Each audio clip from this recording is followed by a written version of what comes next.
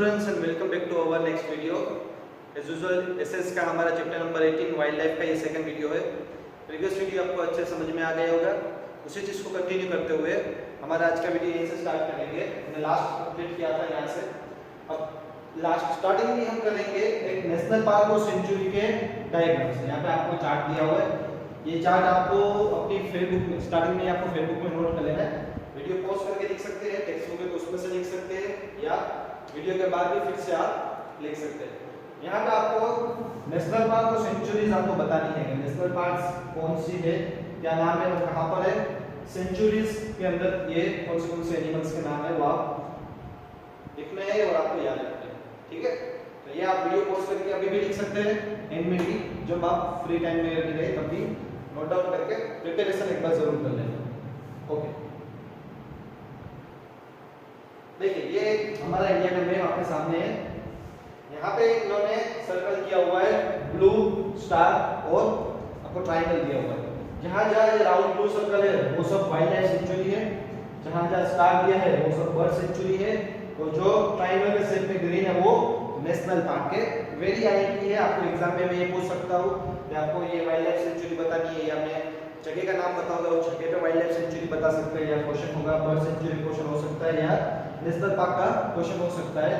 तो एक इंडिया का मैप ले लेना आप। ठीक है, ये वीडियो के थ्रू आप वीडियो पोस्ट करके भी आप बना सकते हैं। आपके पास टेक्स्ट बुक हो तो टेक्स्ट बुक के अंदर भी ये दिया हुआ है कौन सी जगह पर नेशनल पार्क है, बर्ड सेंचुरी है, वो आपको यहाँ दिख रहा है, देखिए स्क्रीन पे, तो आप उसमें से नोट डाउन कर सकते हैं। पूरा का पूरा मैप आपके सामने है, आप वीडियो पोस्ट कर लो, स्क्रीनशॉट ले सकते हैं आपको, और यहाँ पर ऐसे ही डायरेक्ट आप बना सकते हैं। ड्रॉ करना है तो आप ड्रॉ करके भी उसमें बता सकते हैं। परचेस करना है इंडिया का मैप तो परचेस करके उसके अंदर ये प्रैक्टिस कीजिए, क्योंकि ये 9th के एग्जाम में आपको पूछूंगा, 10th में बोर्ड में भी आपको ये क्वेश्चन आ सकता है नेशनल पार्क और बर्ड सेंचुरी का, तो ये आपको वहाँ पे भी हेल्पफुल रहेगा। तो इसको अच्छे से ये मैप को देख लीजिए आप, अच्छे से अपने माइंड में आपको ये मैप दिखाना है, जिससे कि एग्जाम में इजीली जितने भी मार्क्स का मिनिमम 4 मार्क्स का तो ये होता ही है, तो 4 मार्क्स आपको आराम से कुछ नहीं करने पे सिर्फ सिंबल लगाने पे आपको मिल जाएंगे। ओके स्टूडेंट्स, आगे कंटिन्यू करेंगे। नेक्स्ट पॉइंट है हमारा dangers to wildlife. A question mark has been put against the existence of entire wildlife due to the human greed and development in recent time. एक सवाल खड़ा हुआ है हमारी लालच को लेकर और हमारे डेवलपमेंट को लेकर। ये क्या क्वेश्चन खड़ा है? Against existence of entire wild life, जो हमारे एंटायर वाइल्ड लाइफ है वो खत्म होने के पीछे एक तो हमारी सबसे बड़ी चीज है वो है ग्रीड, यानी कि हमारी लालच। फिर दूसरा डेवलप के क्या बोलते हैं, बहाने से हम उनके जंगल है वो काट डालते हैं। हमारी लालच है, लकड़ी की लालच के लिए भी हम जंगल है उसको काट डालते हैं, उसके सामने हम उतने जंगल नहीं उगाते, झाड़ नहीं उगाते, तो इस वजह से वो सिटी में आ जाते हैं, अटैक करते हैं, फिर उनको मारना पड़ता है। बहुत से जानवर है वो इसी जंगल कटने की वजह से शिकार के अंदर मर जाते हैं, या किसी शिकारी ने उसको मार देते हैं खाल की लालच में, दांत की लालच में। ये हमारी लालच है जो वाइल्ड लाइफ को खत्म कर रही है। सवाल क्वेश्चन मार्क खड़ा हो रहा है यहाँ पे। On examining the reason, it is understood that the wildlife has become unprotected as they have lost their natural habitat due to continuously decreasing forest। मैंने आपको बता दिया जंगलों के कंटिन्यू कम होने के रीजन से उनकी जो घर है वो तबाह हो रहे हैं, इस वजह से वाइल्ड लाइफ है वो कम होती जा रही है। हंटिंग, देखिए एक और पॉइंट आ गया, शिकार, carried out to get skin, meat, teeth, hair and bones, ये सब रीजन से उनको मारते हैं शिकारी, उनका शिकार करते हैं बेचने के लिए। इज अ बिग प्रॉब्लम, ये एक बड़ी प्रॉब्लम है। Due to heavy grazing by domestic animal in the forest, herbivores are deprived of their food, which result is decrease in their number। मान लीजिए कि अभी जो ग्रेसिंग करते हैं जानवर है हमारे पालतू डोमेस्टिक एनिमल्स है, उनको हम जंगल में ले जाते, बड़ी तादाद में वहाँ पे ग्रेसिंग करवाते, तो वहाँ पे रहने वाले जो जानवर है उनके लिए खाना नहीं बचता। तो ये भी एक रीजन है कि जंगलों में से एनिमल है वो खत्म हो रहे हैं। It will be deprived carnivorous of getting their food. So this carnivorous reach a human settlement in search of food and attack animals. Animals को है जंगल में खाना नहीं मिलता तो क्या होता है, वो सिटी में आ जाते हैं, वो सिटी में आकर वो इंसानों पे अटैक करते हैं खाने की खोज में, ना कि लालच की वजह से। As they approach human settlement, situation of conflict arise between wild animals and human settlements। इसी वजह से क्या होता है, वो इंसानों पर अटैक करते हैं और इंसान फिर उनको मारते हैं, तो इस वजह से भी वाइल्ड लाइफ में काफी खतरे में है, डेंजर है वो भी।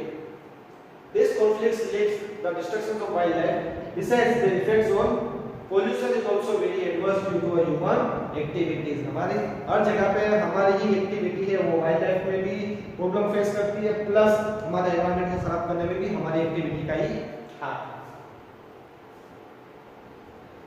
लाइक टू नो आया, आपके नोट्स आ गए। There is a sharp decrease in the number of domestic sparrows.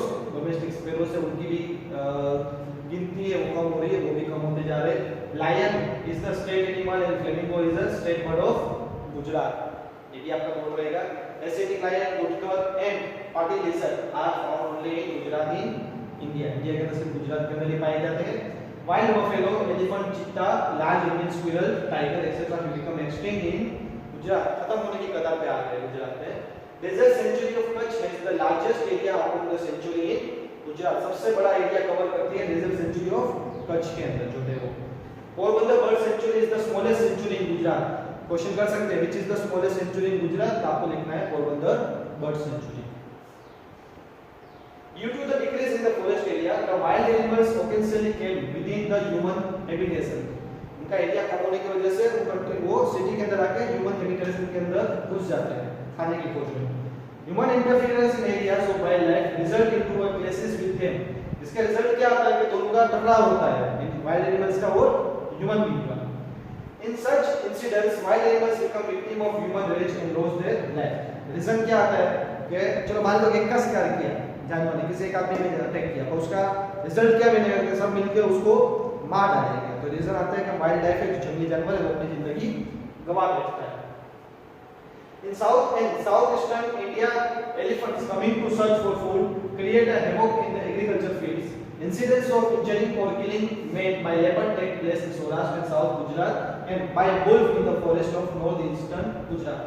A precaution is necessary to prevent such disaster। यहाँ आपको क्या कहेगा कि साउथ और साउथ ईस्टर्न इंडिया के अंदर एलिफेंट्स कमिंग टू सर्च, खाने की खोज के अंदर वो खेतर में घुस जाते हैं, एग्रीकल्चर फील्ड में खेतर के अंदर वो खाने की खोज में घुस जाते हैं और इस वजह से क्या होता है इंजरिंग होती है, जख्मी हो जाते हैं, लोग मर जाते हैं।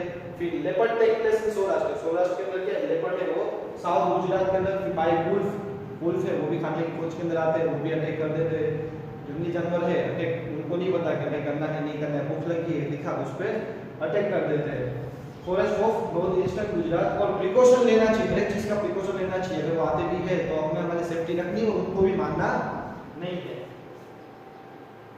Remedies to conserve wildlife. अब हम इसका क्या कर सकते हैं, इसको बचाने के लिए हम कौन से उपाय ढूंढ सकते हैं। A long term planning is necessary to conserve and increase forest area. एक लॉन्ग टर्म प्लानिंग करनी है फॉरेस्ट को बचाने के लिए, उसको उगाने के लिए, वापस रिहेबिलिटेशन उनका बनाने के लिए। We shall have to be a more dedicated to implement strong legal provisions and their strict implement for the conservation of forest areas and wild animals। एक स्ट्रिक्ट रूल्स बना लेना चाहिए फॉरेस्ट और वाइल्ड एनिमल्स के लिए, जिससे कि उनका घर बर्बाद ना करे, उनके ऊपर कोई अटैक ना करे, उनका शिकार ना करे, उसके लिए स्ट्रिक्ट रूल्स होना जरूरी है। Various social NGOs should give this priority and arrange a public awareness program। Public को जागरूक, लोगों को जागरूक करना चाहिए जिससे कि वो अवेयर हो कि जानवरों को, वाइल्ड एनिमल्स को भी बचाना है, उनको मारना नहीं है, क्योंकि वो एनवायरनमेंट को बैलेंस करने में काफी हेल्पफुल होते हैं। These programs should be included in the school syllabus and make the future citizen aware। जैसे कि देखिए आपकी बुक में ही आ गया, ये बुक के अंदर अगर डालेंगे तो आपको भी पता चलेगा कि वाइल्ड लाइफ है उनको बचाना जरूरी है, जिससे कि आने वाले जनरेशन यानी कि आप हैं वो भी ये काम करे और वाइल्ड लाइफ को सेव करे। Before implementing any development project, its probably effect of environment and living organisms should be examined। कोई भी डेवलपमेंट का कोई भी प्रोजेक्ट आने के पहले उसको पूरा एनालिसिस कर लेना चाहिए कि भाई ये जो प्रोग्राम है वो वाइल्ड लाइफ या एनवायरनमेंट को नुकसान तो नहीं करता ना, फिर ही उसको अमल में लाना चाहिए। Cutting of large trees outside the forest area should be stopped.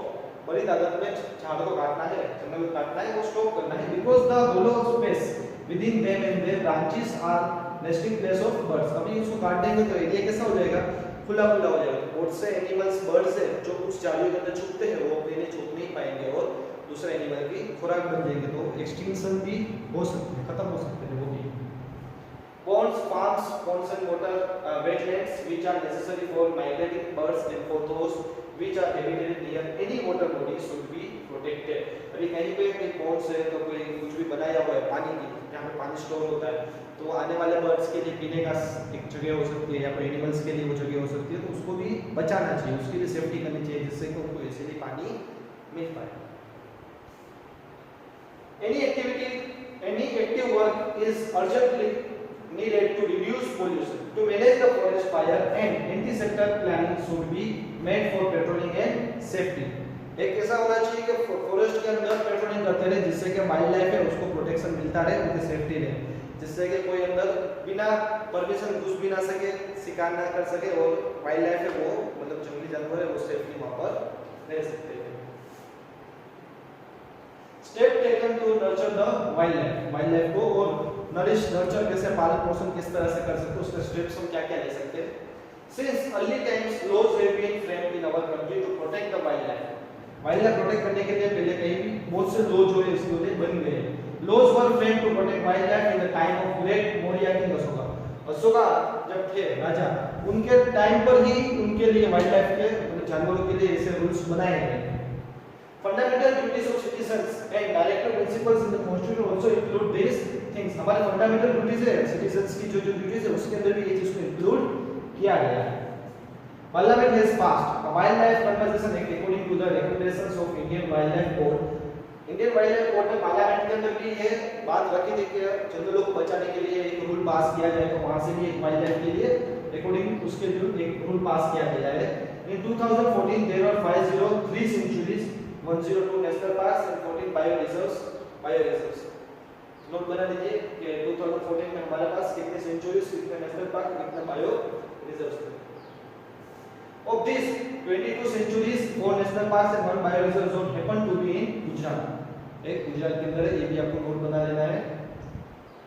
Some protection schemes are planned for those species which are on verge of extinction. अब कुछ ऐसी प्लान ऐसे भी बनाई जाए जो उनकी रक्षा करे, जो खत्म होने की बिल्कुल कगार पर है. अगर ध्यान नहीं दिया गया तो वो जो एनिमल है वो बिल्कुल खत्म हो जाएंगे. Let us know about some of these projects. चलिए कुछ प्रोजेक्ट के बारे में देखते हैं. प्रोजेक्ट नंबर 1 है project tiger. This project was launch in 1973. Highlight कर लीजिए आपके बुक में, नहीं है तो आपको फेसबुक में नोट डाउन कीजिए. Against hunting and decreasing numbers of tigers. Tigers के सामने 1973 के अंदर ये प्रोजेक्ट टाइगर है वो लॉन्च किया गया था.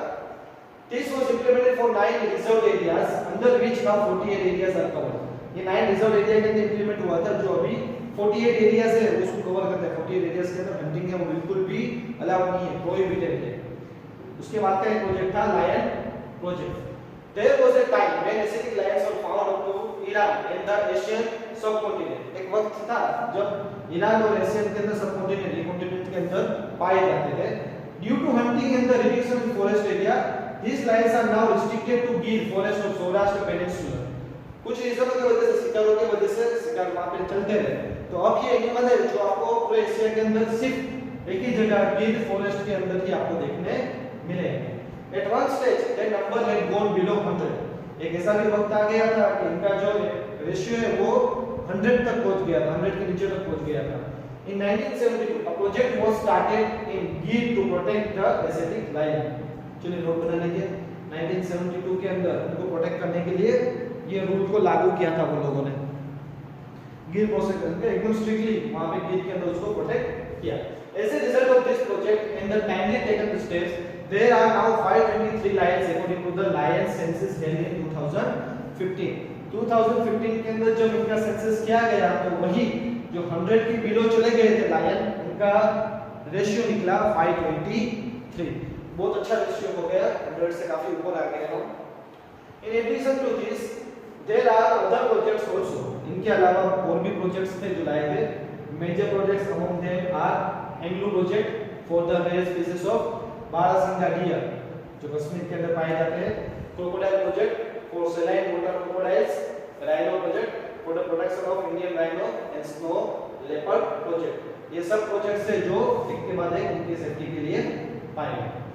Wildlife conservation is possible only if the society and the government show firm determination to take steps in right direction.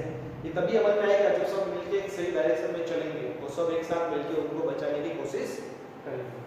Along with the development, we said have to be deducted to confirm our motto of environment preservation.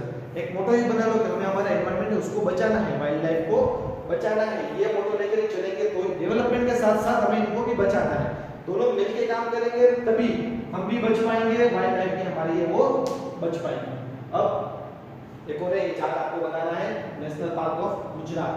हमारा national park है, video post कर सकते हैं, direct भी लिख सकते हैं।